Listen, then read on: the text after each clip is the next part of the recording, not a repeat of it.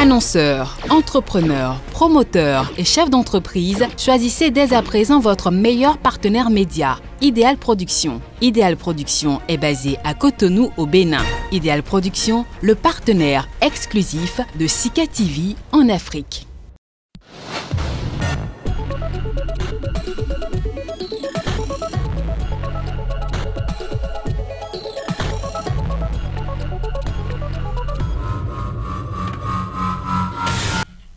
Bonjour à tous et merci de prendre le rendez-vous de cette rubrique. De nombreux économistes se sont intéressés à la question relative aux difficultés de financement des petites et moyennes entreprises par les établissements financiers bancaires. Il ressort des analyses que l'insuffisance de financement relève autant de la responsabilité des entreprises que de celle des banques. Nous ferons le tour de la question avec Maxime Toklo. Il est le chef du département de l'assistance et de la mise à niveau des entreprises de l'Agence nationale des petites et moyennes entreprises au Bénin. Maxime Toklo, merci d'avoir répondu à notre invitation. C'est un plaisir pour moi. Alors, avant d'aborder les causes des difficultés de financement, dites-nous ce qu'est concrètement une PME et quelle est sa contribution à l'économie d'un pays. Ok, merci. Pour ce qui est de la notion d'une PME, il faut dire que dans l'espace UEMOA, la définition varie d'un pays à un autre. Depuis quelques années, les différents États ont mis en place une charte des PME qui définissait ce qu'on entendait par PME. Mais il faut dire, il y a de cela 3-4 ans, les différents pays ont également procédé au vote de loi. Tous les pays ne se sont pas encore mis au pas, mais certains pays, comme le Sénégal, le Bénin, se sont déjà mis au pas en votant une loi qui a été promulguée par les chefs d'État. Et si nous prenons ces deux pays, le cas du Bénin par exemple, on n'entend pas PME toute entreprise qui a un chiffre d'affaires inférieur ou égal à 2 milliards de francs CFA et dont l'effectif du personnel permanent est également inférieur à 200. Le volume total des investissements ne devra pas être supérieur à 1 milliard de francs CFA. Donc, à partir de ce moment, on parle de micro, petite ou moyenne entreprise. Donc, toute entreprise qui se situe dans cette catégorie est qualifiée de micro, petite ou moyenne entreprise. Alors, pour en venir à leur importance dans l'économie des différents pays, des études déjà menées par la BCEAO et d'autres acteurs du développement ont montré que ces PME représentent plus de 95% du tissu économique national dans chacun des pays de l'espace UEMOA. En d'autres termes, les PME constituent le poumon essentiel de l'économie de l'ensemble des pays de l'espace UEMOA et, sans même exagérer, on dirait de l'ensemble des pays du continent. Pourquoi le financement des PME? Oui, le financement des PME, vous savez, une entreprise, même si on développe des stratégies pour démarrer une entreprise avec ses propres moyens ou à petite échelle, à un stade donné de développement, l'entreprise a besoin de financement. Donc le besoin s'exprime et il n'y a pas d'entreprise qui, dans sa phase de croissance, ne sollicite de financement. L'entreprise peut, par exemple, avoir des opportunités de marché et pour satisfaire ces opportunités, elle est contrainte donc d'avoir un financement. Donc, il faut rechercher le financement quelque part.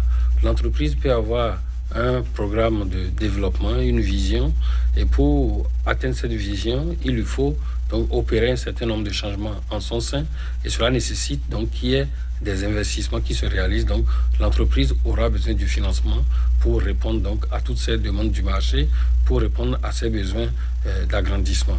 Donc, le financement, qu'on le veuille ou non, est crucial pour une entreprise. Alors, est-ce que c'est un fait que les PME rencontrent beaucoup de difficultés justement pour financer leurs projets d'investissement?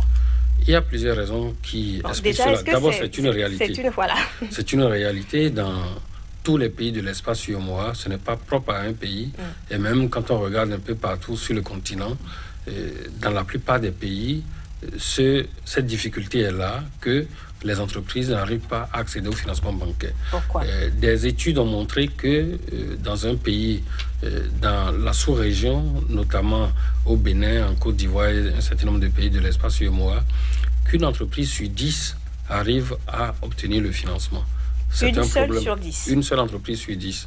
Cela veut dire qu'il y a un véritable problème qui est lié donc à l'accès au financement des micro, petites et moyennes entreprises dans notre sous-région, dans notre espace UEMOA. Alors, les raisons qui expliquent cela sont multiples. Il y a certaines raisons qui sont imputables aux PME parce que les banques et les institutions de financement en général justifient leur réticence par un certain nombre de défauts qu'on constate au niveau de cette catégorie d'entreprises. La première cause, c'est la non-organisation de ces entreprises. On constate que ces entreprises qui ne sont pas toujours organisées, on ne sait qui fait quoi, qui assume telle responsabilité. Il y a la question liée à la gestion comptable et financière. Et donc, l'entreprise ne tient pas une comptabilité fiable qui permette donc à la banque de s'assurer qu'en injectant des ressources, elle pourrait avoir donc un retour. Donc, ça fait partie aussi des causes. L'autre aspect aussi, c'est les questions liées à la gouvernance en général de l'entreprise. Et là-dedans, il faut voir les questions de ressources humaines. Vous avez des entreprises où le personnel n'est pas permanent. Aujourd'hui, vous avez une personne qui joue un rôle. Vous revenez 3 mois après, c'est une autre personne parce que le chef d'entreprise ne veut pas s'engager dans des contrats véritables avec son employé. Cela constitue des risques énormes. L'autre aspect aussi qu'il ne faudrait pas oublier, occulter, c'est qu'une bonne partie des micro, petites et moyennes entreprises se retrouvent dans l'informel. La banque n'accepte pas financer l'informel et donc elle refuse tout simplement de mettre en place le crédit pour une entreprise qui est dans l'informel. Cela fait partie des causes, des arguments avancés par les banques. Mais il n'y a pas que ça. Il faut aussi reconnaître qu'au niveau des banques, il y a d'autres problèmes. Les banques n'ont pas toujours des lignes de crédit adaptées à la réalité des PME. Ça, c'est pour ce qui est de la responsabilité des banques. Les banques n'ont pas toujours. Il y a quelques rares banques qui, dans le cadre des réformes, sont en train de mettre en place des guichets PME, mais jusque-là, ce n'est pas encore ce que les PME souhaitent. Les PME veulent des crédits adaptés à leurs activités. Quelques exemples. Une PME a besoin d'un financement avec un délai de grâce, un certain différé, pour que l'activité qu'elle mène puisse prendre avant qu'elle ne commence pas à rembourser. Mais la banque, quant à elle, préfère commencer par prélever donc les fonds tout de suite. Elle veut que l'entreprise commence par rembourser dès le premier mois ou le deuxième mois après la mise en place du crédit, ce qui constitue une difficulté pour certaines filières que nous avons. Et je vais donner quelques exemples au passage. Vous prenez le cas de l'élevage des pondeuses. Lorsque vous démarrez un tel élevage, il faut entrer dans le 6e mois pour commencer par faire du chiffre. Donc pendant les 5 premiers mois, vous nourrissez vos animaux, vous investissez, d'accord, mais vous n'avez aucun chiffre d'affaires jusque-là. C'est à partir du 6e mois que ça commence petitement pour qu'on atteigne le pic autour du 12e mois. Alors la banque ne veut pas attendre 6 mois, c'est pas toujours évident. Donc cela constitue également une des causes. L'autre cause aussi, c'est le problème de garantie. De garantie au niveau des PME. C'est vrai, il faut rappeler au passage que ce n'est pas la garantie qui justifie la décision de la banque. La banque peut prendre une décision favorable pour le financement, mais demande en fin de compte une garantie. Sans la garantie financière, eh bien la banque refuse de mettre en place le crédit. Cela constitue également une cause assez importante. Mais il y a une autre cause qui est liée à l'environnement même global. L'environnement global, les banques analysent le risque qu'elles prennent et lorsque les banques se rendent compte qu'il y a beaucoup de risques dans l'environnement, elles refusent donc de mettre en place le crédit. Donc voilà un peu de façon ramassée les causes qui justifient cette réticence, cette difficulté des PME à accéder au crédit, notamment le crédit bancaire. Alors, comment améliorer l'accès au financement des PME? Parce que vous l'avez dit, les petites et moyennes entreprises jouent un rôle capital dans l'économie d'un pays. Si elles n'ont pas de financement, comment est-ce qu'elles vont pouvoir vivre ou même survivre? Donc, comment aujourd'hui est-ce qu'on pourrait améliorer l'accès au financement des PME? Oui, on peut procéder de diverses manières. Il faut dire que les chefs d'État de l'espace UEMOA ne sont pas restés les bras croisés. Ils ont fait des efforts. Et c'est ce qui justifie d'ailleurs la mise en place d'un dispositif de soutien au financement des PME dans l'ensemble des pays de l'espace UEMOA. La première méthode à utiliser, c'est d'abord commencer par regarder quelles sont les causes. Les défauts que nous avons évoqués tantôt, qui constituent les arguments au niveau de la banque, concerne en général la non-structuration de l'entreprise. Donc, il va falloir qu'une entreprise, avant d'aller au financement, qu'elle soit structurée, qu'elle tienne une bonne comptabilité, qu'il y ait quand même des outils, des éléments qui permettent à la banque de se rassurer que, voilà, en mettant du crédit en place pour cette entreprise, on est sûr que l'activité sera menée, qu'il y a un marché certain qui existe et que, voilà, la banque pourra rentrer dans ses fonds avec les intérêts. Donc, il faudrait qu'elle se formalise? Il n'y a pas que la formalisation. Il faut non seulement se formaliser, il faut avoir un minimum d'organisation, il faut avoir des outils de comptabilité fiables. Parce que dans les dossiers que la banque va demander à l'entreprise, la banque va exiger les états financiers sur un certain nombre d'années. Mais si l'entreprise ne tient aucune comptabilité, comment va-t-elle pouvoir fournir ces états financiers? Elle peut parfois se fabriquer des documents qui ne vont pas relater donc la réalité de l'entreprise. Donc, voilà une chose sur laquelle il faut mettre l'accent. La deuxième chose, le deuxième aspect sur lequel je voudrais insister, c'est la relation bancaire, la relation avec l'institution de financement. Les PME négligent souvent cet aspect qui est que la banque souhaite que l'entreprise ait un compte dans ses livres et que ce compte connaisse un certain nombre de mouvements.